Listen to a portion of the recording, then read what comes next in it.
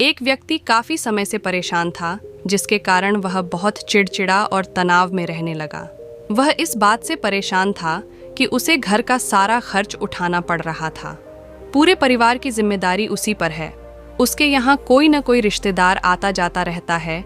इन्हीं बातों को सोच सोच कर वह बहुत परेशान रहता था। इसी मानसिक तनाव के कारण वह अक्सर बच्चों को डांटते रहते हैं।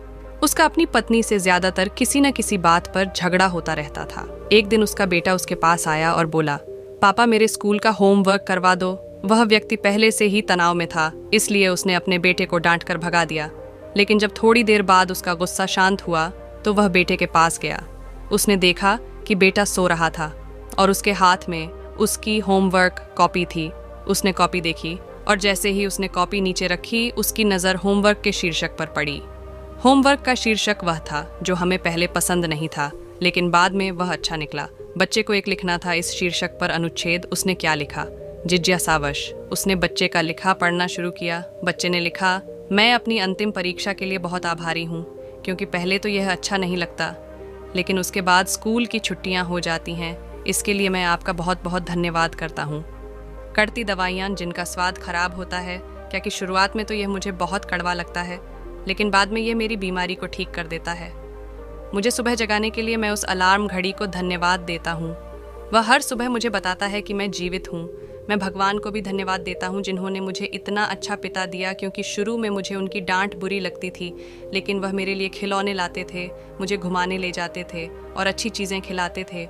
और मुझे खुशी है कि मेरे पास पिता हैं, क्योंकि मेरे दोस्त सोहन के पिता नहीं हैं। बच्चे का होमवर्क पढ़ने के बाद वह व्यक्ति उठा तो अचानक उसका मन बदल गया। बच्चे द्वारा लिखे गए शब्द उसके दिमाग में बार बार घूम रहे थे। खासकर उसकी आखिरी पंक्ति ने उसकी नींद उड़ा दी। फिर वह व्यक्ति चुपचाप बैठ गया और उसने उसकी परेशानियों के बारे में लिखना शुरू कर दिया। मुझे घर के सभी खर्चों का ध्यान रखना है। इसका मतलब है कि मेरे पास एक घर है और भगवान की कृपा से मैं उन लोगों से बेहतर स्थिति में हूँ जिनके पास घर नहीं है। मुझे पूरे परिवार की जिम्मेदारी उठानी पड़ती है। इसका मतलब है कि मेरा एक परिवार, एक पत्नी और बच्चे हैं, और भगवान की कृपा से मैं उन लोगों से अधिक भाग्यशाली हूँ जिनके पास परिवार नहीं है और वह दुनिया में बिल्कुल अकेले हैं। कोई न कोई दोस्त या रिश्तेदार मेरे घर आते रहते हैं। इसका मतलब है कि मेरी एक सामाजिक प्रतिष्ठा है और मेरे पास मेरे सुख दुख बांटने के लिए लोग हैं। ये सब विचार आते ही उसने हाथ जोड़ लिए, आकाश की ओर देखा और कहा, हे भगवान, बहुत बहुत धन्यवाद। मुझे खेद है कि मैं आपकी कृपा को नहीं पहचान सका। उसके बाद उसका मन एकदम बदल गया। उसकी सारी परेशानियां और चिंताएं मानो दूर हो गईं। उसे अपने अंदर एक अजीब सी शांति महसूस हुई। वह दौड़कर अपने बेटे के पास गया और सोते हुए बेटे को अपनी बाहों में ले लिया और उसका माथा चूम लिया और अपने बेटे और भगवान को धन्यवाद देने लगे। हमारे जीवन में जो भी समस्याएं हैं, जब तक हम उन्हें नकारात्मक दृष्टि से देखते रहेंगे, तब तक हम मुसीबत में रहेंगे।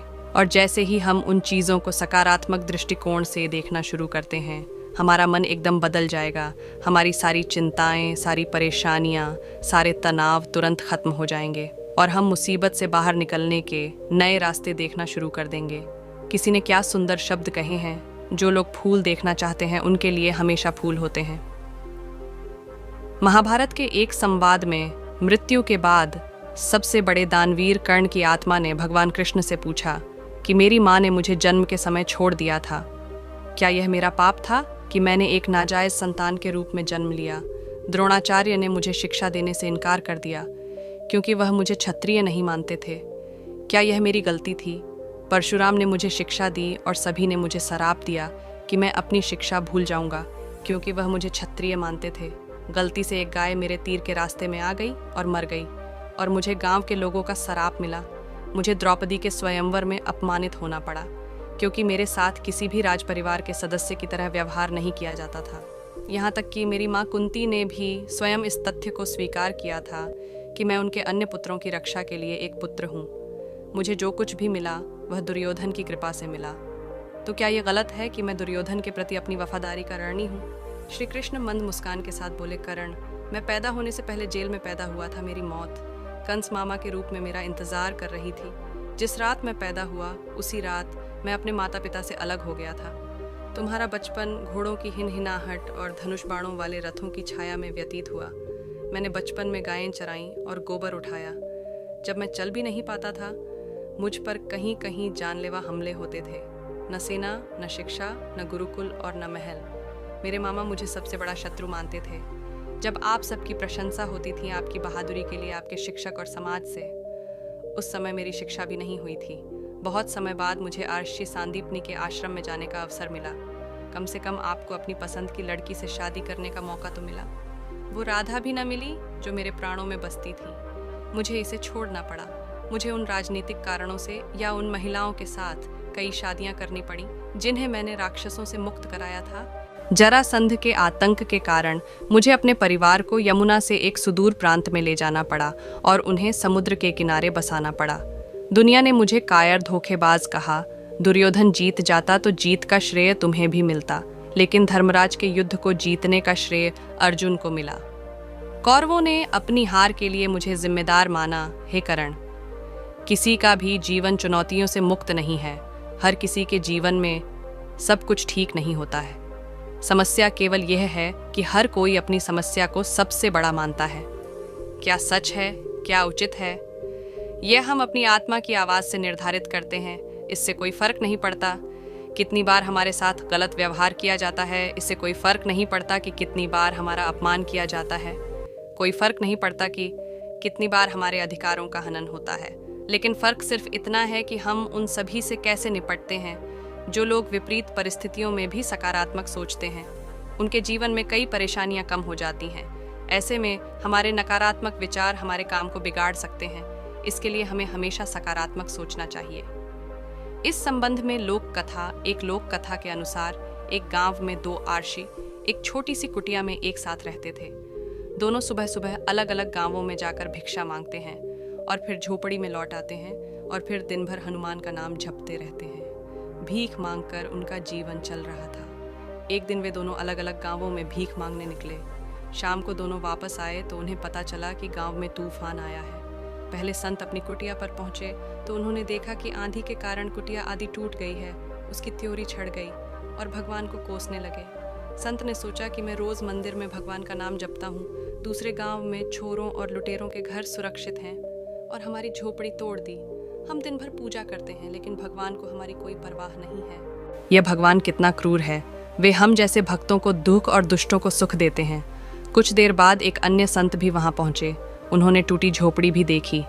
यह देखकर वह बहुत खुश हुआ और अपना सिर जमीन पर रखकर भगवान को धन्यवाद देने लगा। संत बोले, हे भगवान, आज मुझे विश्वास हो गया कि आप सचमुच हमसे प्रेम करते हैं। हमारी भक्ति और आराधना व्यर्थ नहीं गई। आपने इतने भीषण तूफान में भी हमारी आधी झोपड़ी बचा ली। हम आपकी झोपड़ी में आराम कर सकते हैं। आज से मेरा विश्वास और अधिक बढ़ गया है। इस कहानी से यही शिक्षा मिलती है कि हमें हर स्थिति को सकारात्मक दृष्टिकोण से देखना चाहिए। नकारात्मक विचार मानसिक तनाव बढ़ाते हैं और हम अच्छी चीज़ें भी नहीं देख पाते। और सकारात्मक सोच की शक्ति दिखाने के लिए एक और कहानी सुनिए। एक शहर में एक अमीर व्यापारी रहता था। एक दिन वह व्यापारिक यात्रा पर गया। रास्ते में घना जंगल था जिसे पार करके उसे अपनी मंजिल तक पहुंचना था, लेकिन वह चलने में बहुत थक गया था। इसलिए वह आराम करने के लिए एक पेड़ के नीचे बैठ गया। आराम करते समय उसे प्यास लगी, लेकिन वह पानी नहीं लाया। वह सोचने लगा कि मेरे पास कुछ पानी है ताकि मैं अपनी प्यास बुझा सकूं। जैसे ही उसने ऐसा सोचा, तभी एक चमत्कार हुआ और पानी से भरा एक घड़ा उसके सामने प्रकट हो गया। उसके बाद उसने पानी से अपनी प्यास बुझाई। कुछ देर बाद उसे भूख लग गई, लेकिन उसके पास खाना नहीं था। उसने खुद से कहा कि कितना अच्छा होगा अगर मुझे एक प्लेट में स्वादिष्ट भोजन मिल जाए तो मेरी भूख खत्म हो जाएगी। बात करते समय उसके साथ फिर से चमत्कार हुआ और विभिन्न व्यंजनों से भरी थाली सामने आ जाएगी। उसने पेट भर खाना खाया और फिर सो गया।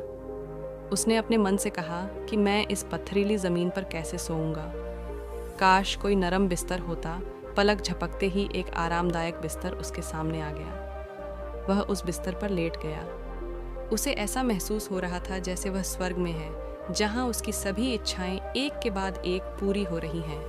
वह इस बात से अनजान था कि जिस पेड़ के नीचे वह लेटा है वह कोई साधारण पेड़ नहीं, बल्कि एक कल्पित वृक्ष है जो सभी इच्छाओं को पूरा करने की शक्ति रखता है। बिस्तर पर लेटे लेटे अचानक उसके मन में एक विचार आया। यह जंगल कई तरह के जंगली जानवरों से भरा होगा जो किसी भी वक्त वहां हो सकते हैं। ऐसे में वह अपनी रक्षा भी नहीं कर पाएंगे। जैसे ही यह विचार उसके मन में आया, अचानक से एक खूंखार शेर वहां आ गया। वह शेर को अपने सामने देखकर पूरी तरह से भयभीत हो गया कि वह बच भी नहीं सका। शेर ने उस पर हमला किया और उसे मारकर खा गया। इस प्रकार एक नकारात्मक विचार ने उसकी जान ले ली। इसीलिए कहा जाता है कि मनुष्य अपने विचारों से प्रभावित होता है। सकारात्मक विचार हमेशा सकारात्मक परिणाम देते हैं, इसलिए हमेशा सकारात्मक सोच रखें। गौतम बुद्ध ने कहा है कि ब्रह्मांड की सारी शक्ति पहले से ही हमारी है। हम ही हैं जो अपनी आंखों पर पट्टी बांध लेते हैं और फिर रोते हैं कि कितना अंधेरा है। और जहाँ तक खुशी की बात है तो ये कोई खुशी नहीं है, बल्कि ये हमारे अपने कार्यों से आता है। दोस्तों, उम्मीद करता हूँ आपको इस कहानी से ज़रूर बहुत कुछ सीखने को मिला होगा। ये कहानी आपको कैसी लगी हमें कमेंट बॉक्स में कमेंट करके ज़रूर बताएं, और साथ ही इस कहानी को अपने दोस्तों के साथ ज़रूर शेयर करें ताकि उन्हें भी इस कहानी से कुछ सीखने को मिल सके। धन्यवाद।